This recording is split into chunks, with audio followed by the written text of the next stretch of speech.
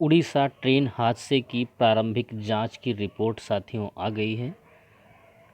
Rail मंडल ने ये report जारी की है कि जो कोरोमंडल एक्सप्रेस है वो गलती से लूप लाइन पर आ गई थी और लूप लाइन पर पहले से जो है लूप लाइन पर आने की वजह से इसके जो डब्बे थे वो डीरेल हो गए थे, अर्थात पटरी से उतर गए थे।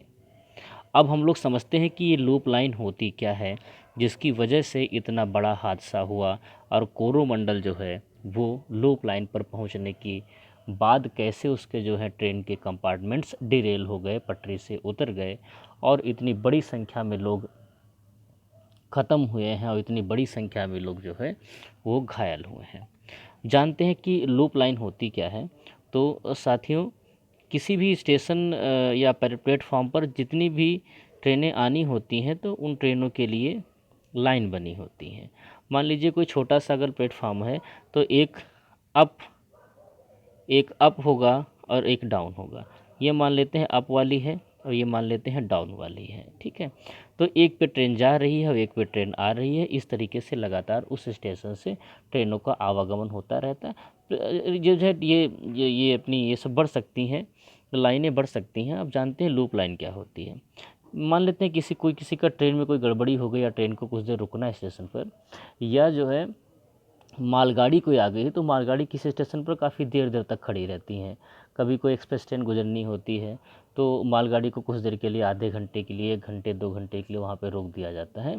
तो ऐसी ट्रेनों को या मालगाड़ी को इन दोनों पर तो देर तक नहीं खड़ा कर सकते क्योंकि ये दोनों तो लगातार चल रही हैं, इन पर आवागमन हो रहा है।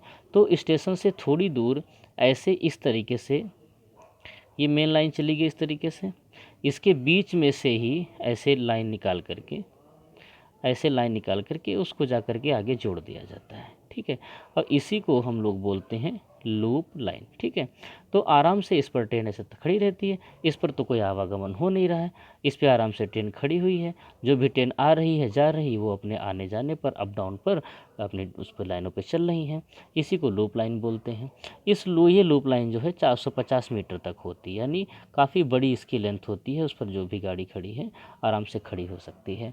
अब यहाँ पर क्या कन्फ्यूजन हुआ है जब कोरोमंडल एक्सप्रेस आई है कि वो जो है किसी भी गड़बड़ी से, या तो ड्राइवर की गलती है या कुछ ऐसा जो भी दिक्कत हुई हो, तो ये लूप लाइन पर जो है वो आ गई।